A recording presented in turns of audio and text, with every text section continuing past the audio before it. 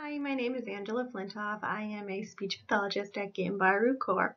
And today I'm going to be talking about making the most out of your child's screen time. I am going to start by talking about the American Academy of Pediatrics and what their guidelines and recommendations are for children. Then I'm going to talk a little bit about my picks for what I would choose in terms of language-based activities and how to help stimulate your child's during the screen time and how to make the most out of that for them. I want to begin today by talking about what exactly is screen time. So a lot of children's toys nowadays have either a battery operated or electronic device component to them with a screen. So for younger kids, there's lots of devices by LeapPad that would be considered as screen time. Other kinds would just be the television, use of a computer or laptop to search the internet, to play video games, whatever it is on there. A tablet such as a Kindle or an iPad, video games, whether it's a handheld one or a actual system like a Wii or an Xbox or a PlayStation. And of course, iPhones are also considered to be a screen time. On average, children actually spend 7 hours each day using electronics. And that number is so high because media is everywhere nowadays. Children, when they're at school, they use iPads for reading and mathematics throughout the day. Homework, a lot of kids have stuff that they have to complete either on the computer and send back via a Google Docs or a Google Drive to their teachers. Younger kids may have iPad at night for reading homework or for math again. A lot of this is all tracked and it makes it easier for the teachers to monitor the kids, but that is also part of their screen time. Another component is that a lot of children don't read books, and the books are on tablets, so they don't have an actual book. Instead, they read on a Kindle or an iPad, and that adds into this number as well. Another part is to talk with their teacher. Older kids use emails or portals for project submission and questions, and parents as well would use that. It makes it easier for access, but this also accounts for that high number of time that kids are using screen time each day.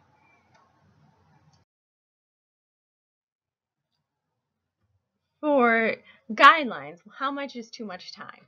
The American Academy of Pediatrics actually just released different numbers than what they had before. Previously, screen time was really reduced to only like 1 to 2 hours a day, but now they're more specific. So for children younger than 18 months, their advice is to avoid using any sort of screens or media altogether. The kind that they are okay with and they said would be fine are for video calls like FaceTime or Skype, and the children can use that to talk to family. Otherwise, they suggest that you avoid screens for children under 18 months. They do acknowledge that while they suggest you should avoid screens altogether, that screens will probably still be used by parents and children. So they do encourage parents to pick educational shows if they're going to watch TV, and to make sure that they're with their child while watching the television show. And this is going to help your young child understand what they're watching. You can explain different things going on, and you can use it as a learning opportunity for the child. So rather than just having a child watch TV and putting them in front to watch like Sesame Street, sit with them while they watch Sesame Street and talk about the different characters and talk about the concepts that are being discussed on there. And then you can reinforce it later on during the day, and it will actually add to what they have learned from it.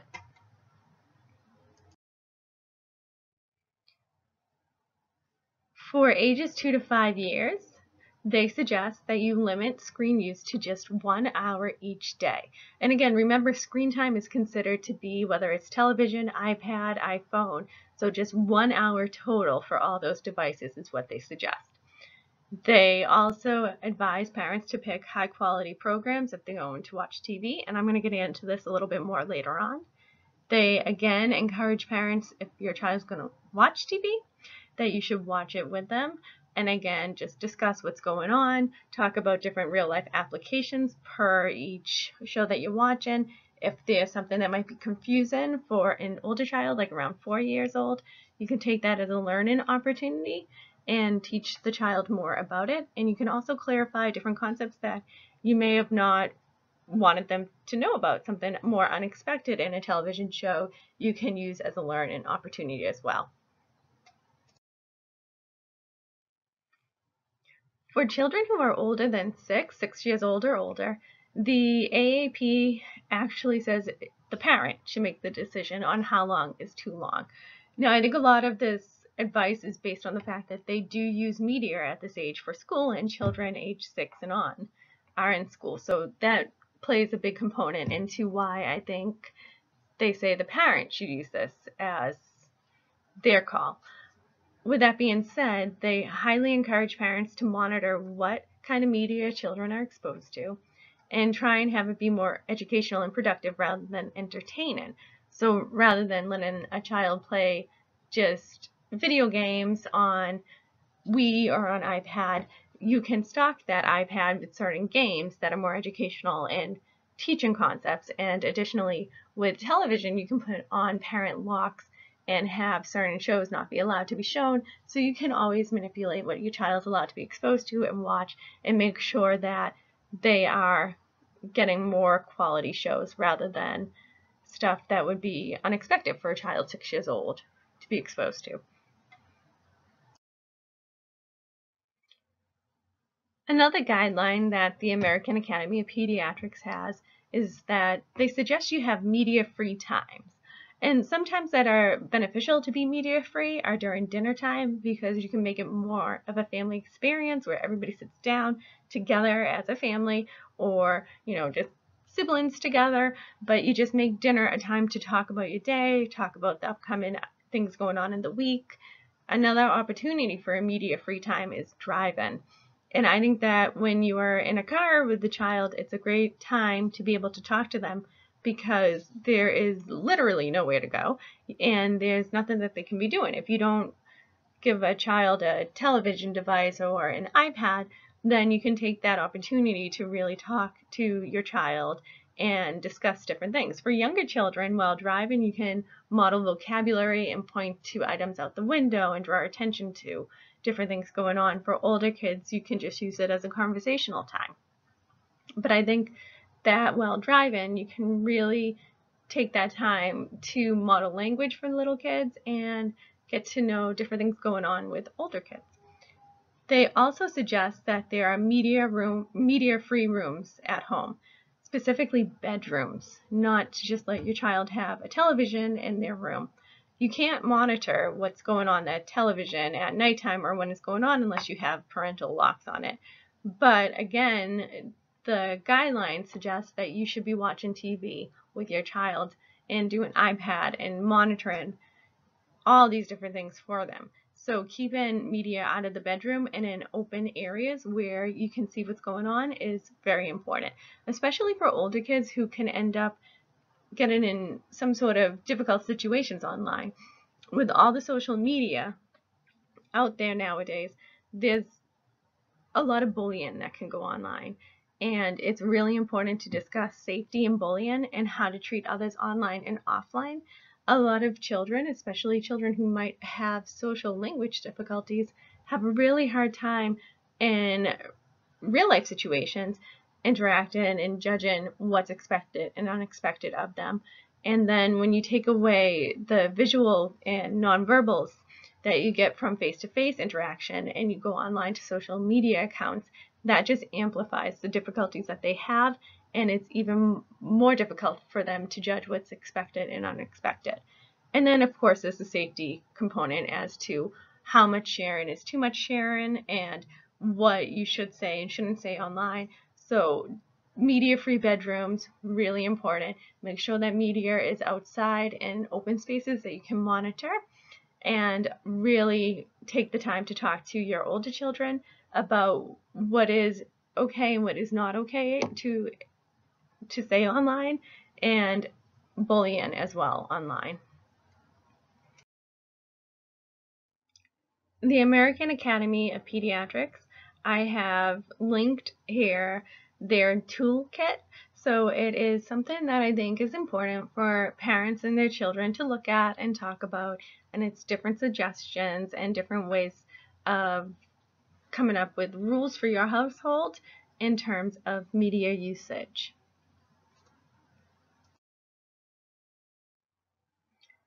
just to take a moment on what does the research actually say about screen time and children.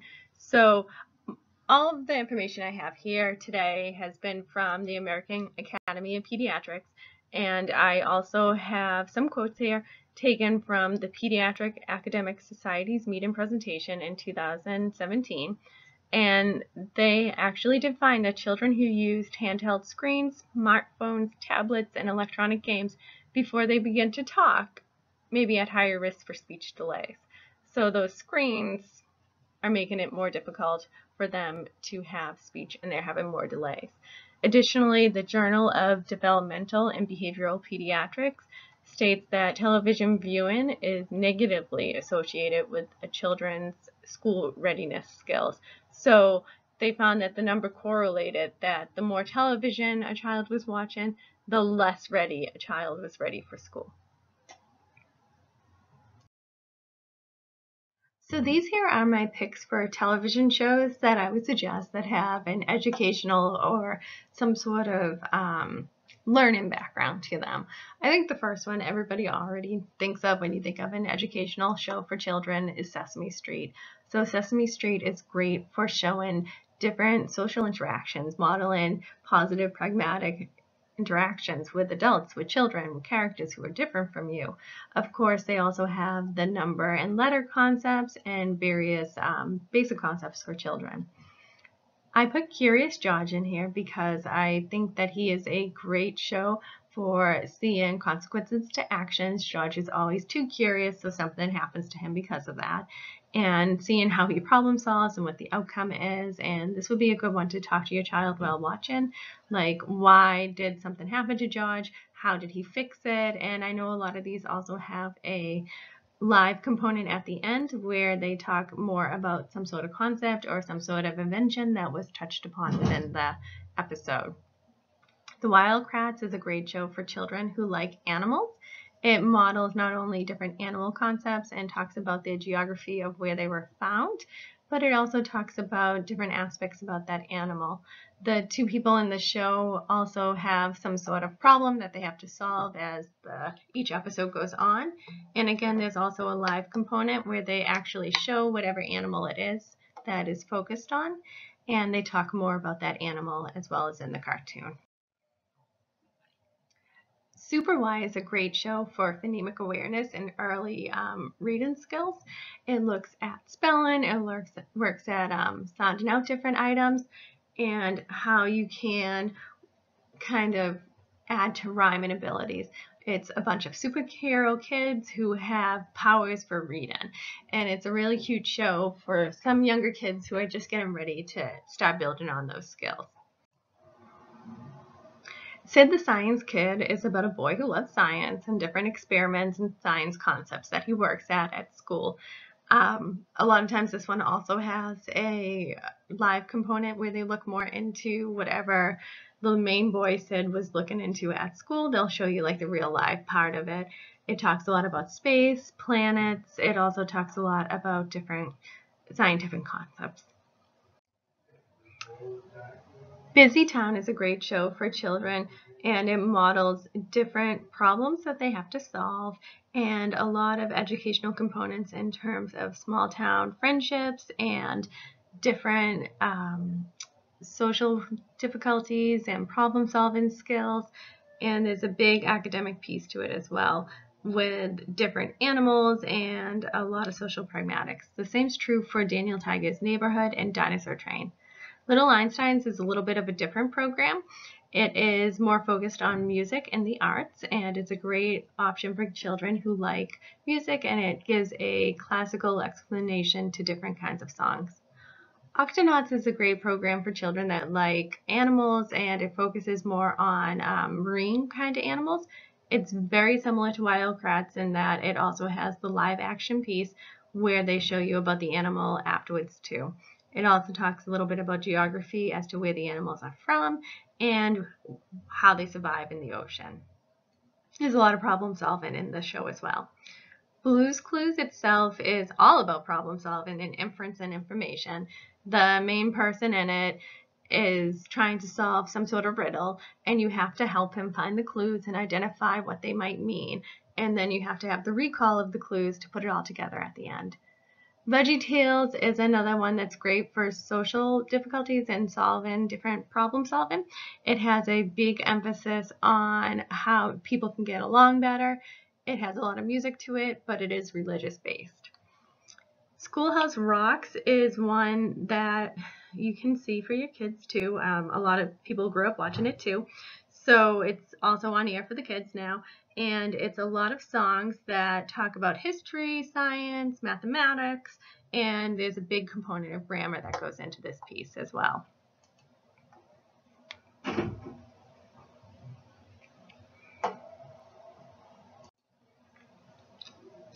So Schoolhouse Rocks is one that a lot of people grew up watching, and it's still available on TV, and they might have some updated episodes. It does a lot through music, and it also looks at grammar components. It has math components, history, and science. Maya Miguel is more culturally diverse, and it also has differently abled children in it, and it has a lot of social pragmatic language. So problem solving, interpersonal relationships for children. Treefoo Tom is about a boy who has magical powers that he gets through movements. And these movements, they encouraged the children to get up and do them during the show. And this one actually has an occupational therapist on staff who they consult with in order for the different kind of movements and build in the activities from. Mickey Mouse Clubhouse is a show that a lot of children are already familiar with because they know the characters, but it works on different problem solving skills, and you have choices for this, which one's best, why can you choose this, and you have to solve a problem that the four main characters are having. There's lots of pragmatic language involved in this one, and it's a great show for that. Peg and Cat is another show, and this one looks at there's usually two different problems in each story that you see, and they usually have a big focus on math word problems. So this one is good for around kindergarten age kids, and it has a really large focus on problem solving skills and increase in arithmetic skills.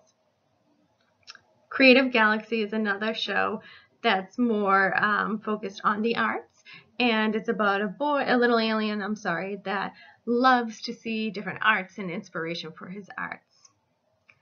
Doc McStuffins is about a little girl who has to be the doctor to her toy. So there's the social language piece, there's the problem solving piece, and this would be one that would be good to sit and watch with your child because you can talk about like how the toys can feel and how do you feel if you went through that and how we can fix the toys that way.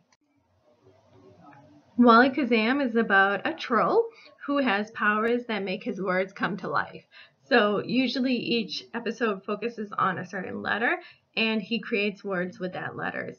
He also has problem solving things during the episodes, lots of social language pieces involved. Helping others is a big piece to this show as well. The Electric Company is by the creators of Sesame Street, and it's aged for kids that have stopped watching Sesame Street. It's aimed at, and this looks at different kinds of songs, animation, grammar, reading skills. It has a big focus on grammar, this one does. Planet Earth 1 and 2 was put out as it's educational in terms of the different animals. It's a live action, so you see real animals, real world like problems. It's very similar to any National Geographic show. For the younger kids, you'll want to monitor this because there could be some violence. In the ones like Planet Earth Jungle, you'll see like animals being attacked and eaten, but it talks about like science concepts, life concepts, and just about the earth in general. Bill Nye the Science Guy is great for the kids that are getting a little bit older that want to do experiments, and he talks about the different ones that you can do and he models it. And then How Stuff Work and Mythbusters are good for the older kids, and that's again something good to watch with them. And it just kind of works on like problem solving. Why do you think this is true? Why not true? And you get to see the different experiments for how the myths are solved or confirmed. So for iPads, iPhones, other kinds of tablets, what should we do with those? What should we let our children use? I think that there are so many great educational apps that are also fun for children, and those are what we should focus on and let our children use when they have iPads or other tablets. I think it should be a priority to stock their devices with these kind of programs rather than games or YouTube. Um, I have very strong feelings about YouTube, and I think that there's really no educational value out of those unboxing videos that children like to watch. And a lot of those kids in those videos have horrible language and terrible manners that we should watch and think really if that's something we want our children exposed to.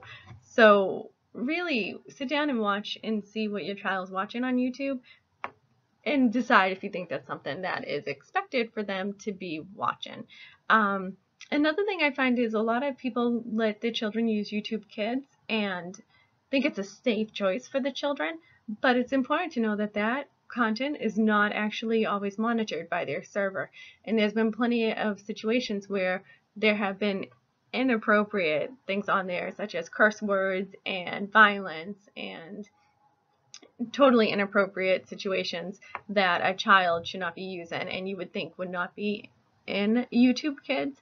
So it's really important to make sure that you look at what is on there and what your child has access to, because it may not be what you think. It may not be like monitored as you expect it to be. So there is mature content on YouTube, which we all know, but YouTube Kids as well. I think that using tablets, Kindles, Nooks, ebooks for children is a great way to use the screen time. And I think it's important to know that through local libraries, you can actually take out digital content. So you can take out children's books for your child on iPad through your local library. Now, the next part of my presentation, I'm going to look at some apps. And again, they're ones that we use at Gambaru, and I picked them because I like the ways that you can use them to encourage specifically language skills through play. So these are not, like, I'm not promoting these. We don't have any affiliation with these apps. So all these opinions are my own, and I just want to take a few minutes to talk about what I picked and why I would use these and why I think they are good options for your child's iPad.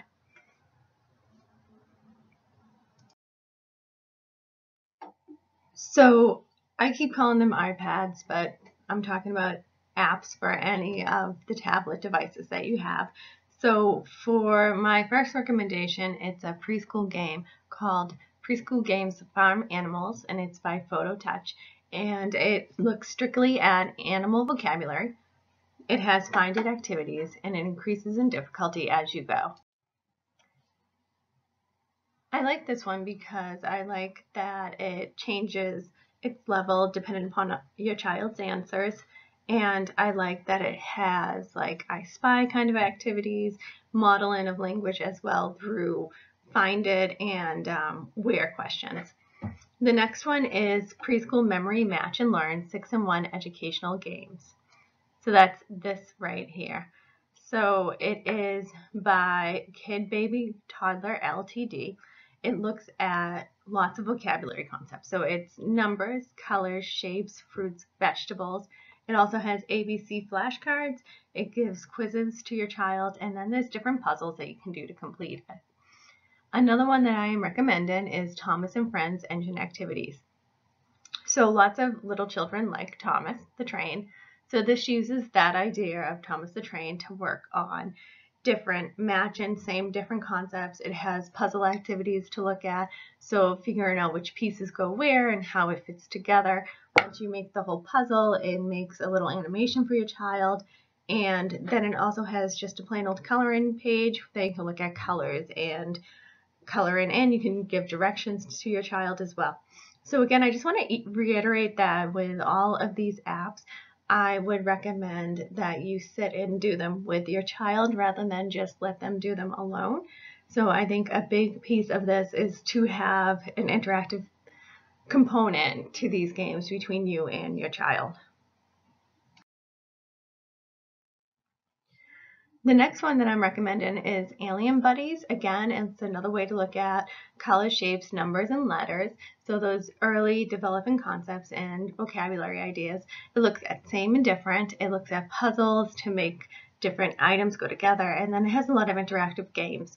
It's set in outer space, so it has a cute alien component. It's very colorful, very interactive.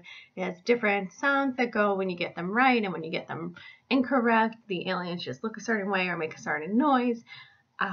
This game does not get easier or harder as you play it. It stays the same no matter how your child is doing. A company that I really like all their apps from is Toca Boca. So all of their apps, whether I have them listed below, and there's probably more at this point than what I've done, but they all look at different vocabulary concepts. You can do following multiple step directions and count in with them. So there's a hair salon, so you can talk about colors, you can talk about long and short, you can talk about cutting, you can role play what's going to happen when you go to the hairdresser. And are you going to have your hair cut first? We're going to wash it, then we're going to style it. We might use the hair dryer, and you can just talk about things that way. With Toca Boca Kitchen and Monsters, you can talk about different food preparation. You can, again, role play. Look, we're going to cook the monster steak, or he's going to eat his carrot, and you eat carrots too. Let's cook it for the monster, and then we'll eat them tonight. A lot of multiple step directions you can make for your child within this game. So you can do up to, I would say, about 4-step directions. So open up the refrigerator, get out a carrot, put it in the blender, then give it to the monster. You can also add other parts to it, like, oh, the monster didn't like that. What could we do differently? Or why didn't he like the lemon? Or why did he like the cookie? Also, there's a cash register game, Toca Boca Store, that you can practice on make and change. So you buy something at the store, and then you have to actually make change and figure out what goes where and how much to give back. There's a lot of other ones. Another one's Doctor, which is a strategy game. And then there's Toca Band, which is more just for fun and playing different music, but you can do a lot of cause and effect with the kids, and you can make it into a following directions game as well. Toca Town, I feel like it could be a little bit overwhelming because there's a lot going on, but you can build a lot of vocabulary for different kind of stores. There's like a fruit store, there's a restaurant, there's the house, and then if there's a mess, we have to clean it up. So that's another one that you can do a lot with as well. These make a scene apps, they have for basically anything you can think of, like farmyard space, sea, safari. I think that there's a holiday one as well. Again, you can just choose what vocabulary theme you want to work on. If you want to do something a little bit more silly, if your child likes space, you can work on it that way by choosing different colors of aliens. You can model concepts of numbers and counting, and then you can also work on doing following directions as well. You can do lots of spatial concepts, put the pig next to the cow, put the cow under the pig, put the farmer in the water, all different kinds of concepts that way. You can do first then, so sequence then, and different kind of directions that way. And you can make it as easy for your child or as difficult.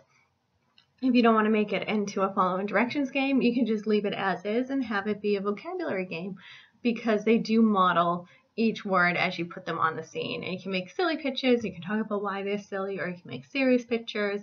You can talk about a scene prior to going. If you're going to go maybe to visit a farm, you can talk about what the farm is going to look like and use this app as a way to show them, these are the animals we might see. Like, where do you think we're going to find the pigs? What do you think might be in the water? Another app that's great is My Play Home, and I believe, I'm not sure whether these are free or if they're pay apps. I can't remember right now at the time, but a lot of these offer apps for free throughout the year. So just keep an eye out. If something's not a free app, you may have it for free later on too. So just to monitor things in that way. So My Play Home is exactly what it sounds like. It is a giant home, and you can have as many family members or as few as you want. It has all the rooms that you would expect to have in a house, and you can work on vocabulary that way. You can have the kitchen where you can work on the different foods. There's a backyard where the children can play and the parents can garden. It's just another way of using the same concepts that I just spoke about in the Make a Scene apps to use for household vocabulary, and you can have the lights on and off. Now it's nighttime, what happens? If the child leaves the water running, then the bath's going to overflow. Or if you put the child in the kitchen to make food, we got to take it off the oven. So there's lots of different ways that you can work on things with this app. The next few are all pretty similar. It's more focused on categories. So Shapes Toddler Preschool by Toddler Teasers is strictly, that's continuing on the vocabulary side. It's learning shapes with flashcards, quizzes, and puzzles.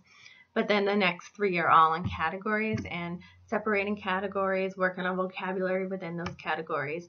My first app, Sorting Game, is sorting different items into categories, and then Cleanup is the picture below, and it's sorting items into the categories of toys, food, or clothing. So again, this is a great one for building vocabulary, building understanding, and increasing the concept of categorization of items.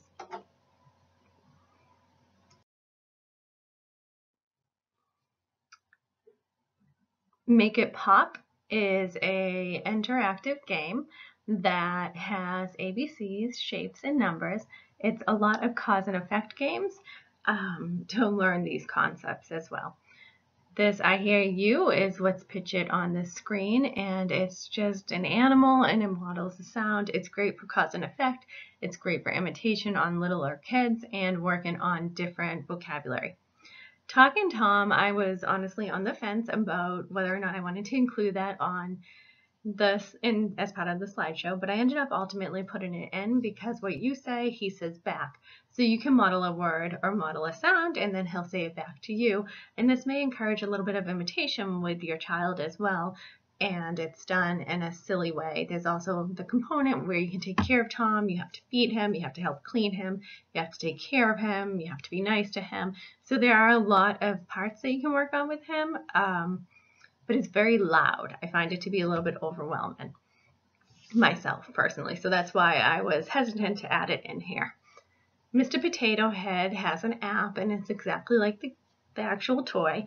You can work on body parts, you can work on clothing vocabulary, you can use it for following directions, and it's thematic. So you can have Mr. Potato Head underwater versus Mr. Potato Head getting ready to fly a plane, or Mr. Potato Head is going to school for the day, and after you make him, you have options to put him into a picture scene and have him do different little animations for you as well.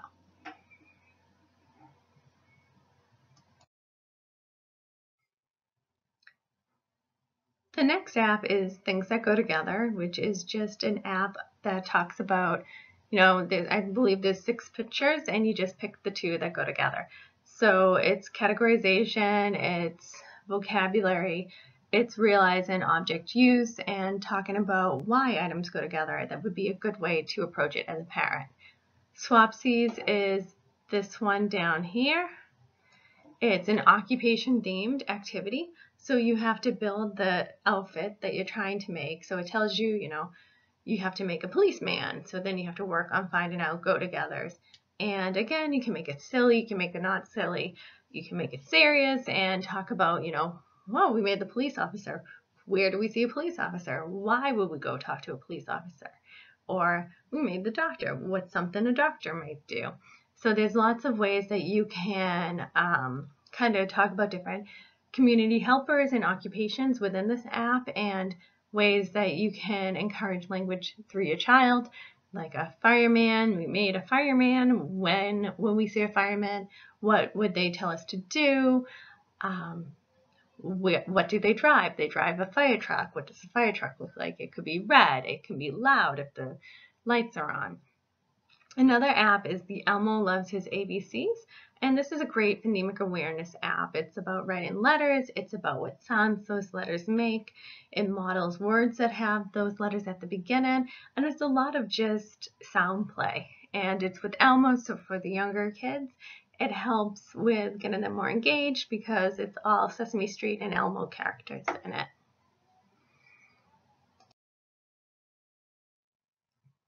These 2 games are games that I like to use in terms of therapy. So you can use the game Your Game and turn anything into flashcards, games, or a puzzle. And the microphone allows you to actually personalize the pictures.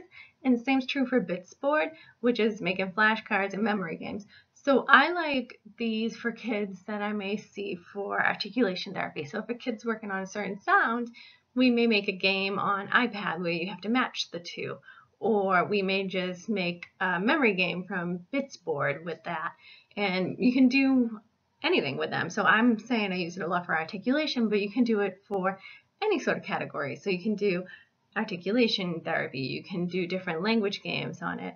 You can even do written words, like practice writing. Can you match the two, like the picture of the word to the actual picture of the item for these games too? So there's a lot of diversity that you can do with these games, and it can even be used for if your child is working on sight words, you can make a game out of it on here.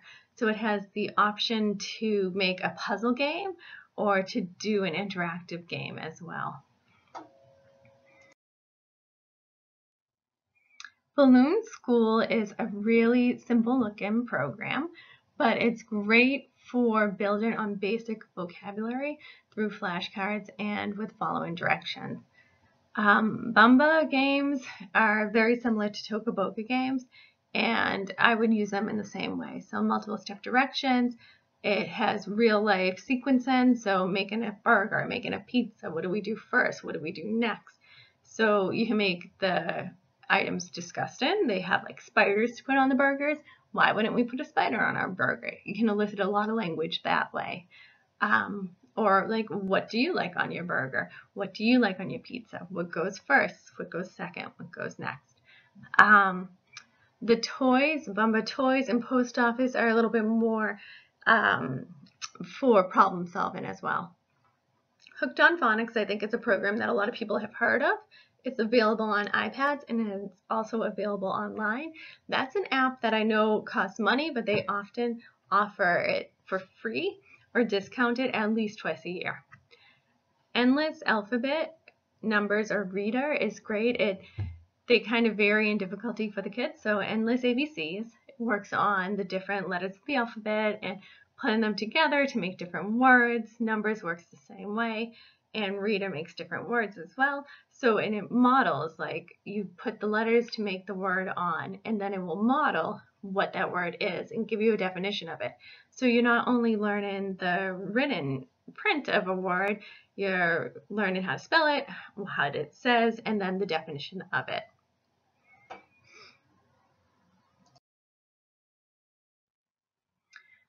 The game Max and Meredith, which is shown below, is like one of those make your own adventure books. So it's a book that you can either read to yourself or it can be read to you. You have the option to do it either way. And as you're going through it, the characters have different decisions that they have to make. So you make the decisions for the characters. And while you're making the different decisions, it influences the outcome of your book. So it shows some problem solving with consequences as well. Math Adventure Game is a following directions task for concepts like quantitative concepts, spatial concepts, negation. There's lots of vocabulary in it. You can choose whether you want to work on like the outside, the laundry room. It's very, very diverse in terms of vocabulary. And then they also have puzzles. The thing I like about this game is it's set up for success.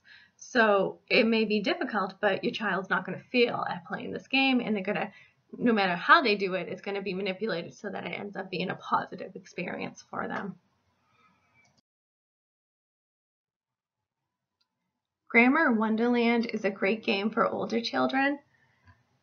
So they can practice different concepts of grammar at varying levels. So you can practice nouns at just the word level. So there's like a polar bear and he has to manipulate his fighter jet to eat all the nouns in the game. Or you can make it more difficult where you have to make the sentence from, a prompt that they give you. A lot of kids really do enjoy this game, and I've had kids ask me how they can find it to play it at home. I like it because it covers so many different grammar concepts. Then there's Storymaker Free, which is working on producing stories. So you can either make stories out loud, or it can help you prompt for writing stories. So this is a lot similar to Story Cubes, where you would roll the dice and then you can make a story up based on those. These next 3 apps were actually recommended by a vet who is one of the occupational therapists here, and she suggested for her picks to put in Bugs and Buttons, 1 or 2, to work on fine motor skills as well as visual spatial skills. The same was true for Sticky Blobs. And then to work on Write-In Wizard, which looks at fine motor skills as well as learning letters, numbers. You can also, from a speech point of view, put in customized words such as names and other words that you want a child to learn how to spell and recognize, and they can practice writing them out as well. So you have a microphone component that looks at labeling the word that you write out. It has capital and lowercase letters, it has designs, and it has numbers too.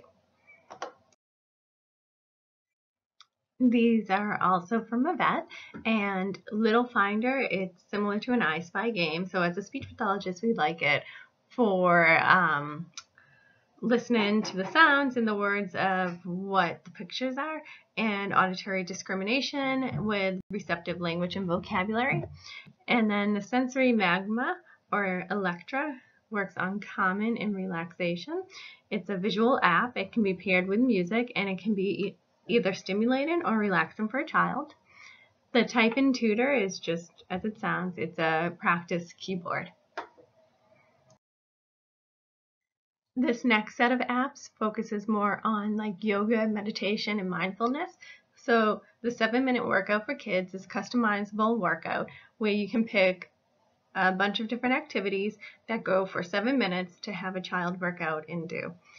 Simply Being Meditation is a relaxation app, and Focus 1, 2, 3 also works on helping a child calm down, but it can also help them get up and get ready for school. And Yoga Studio is exactly what it sounds like. It is different yoga poses and instructions for children.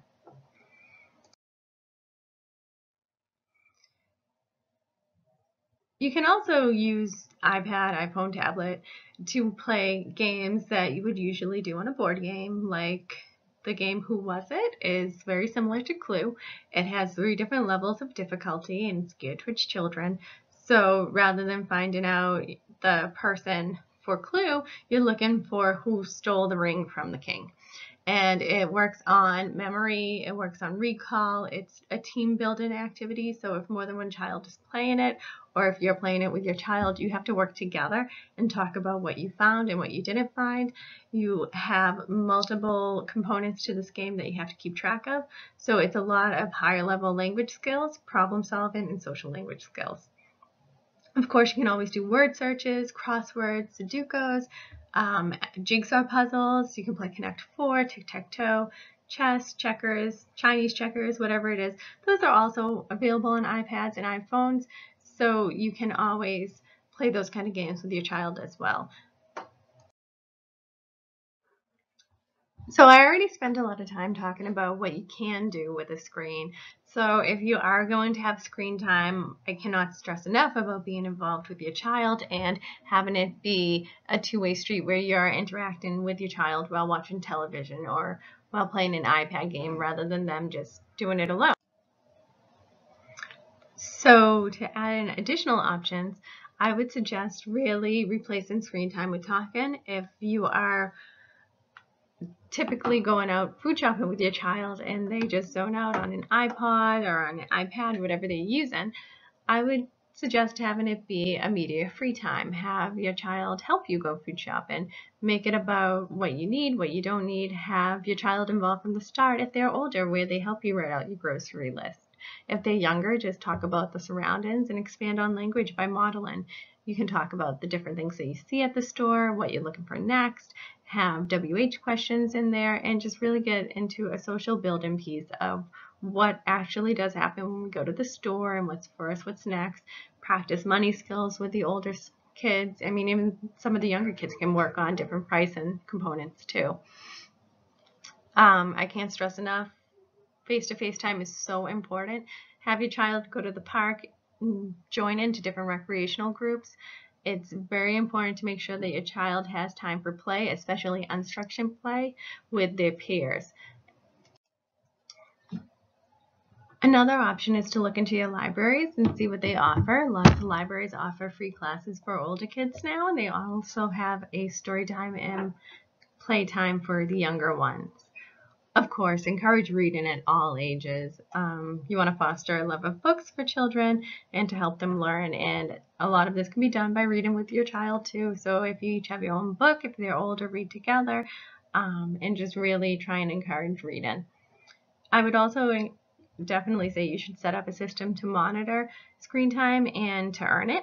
So using parental locks on the television, guided access on iPads to monitor what your child's exposed to. I know that the Wii also has a system check that you can monitor how much time has been used. And I would look into earning recreational screen time as a reward for completing chores or good work. But I would make sure it's something that a child earns rather than something that they just get. Then also investing in board games. So having an alternative to electronic games and having a family game night. And during that family game night, make sure everybody, including the parents, are unplugged.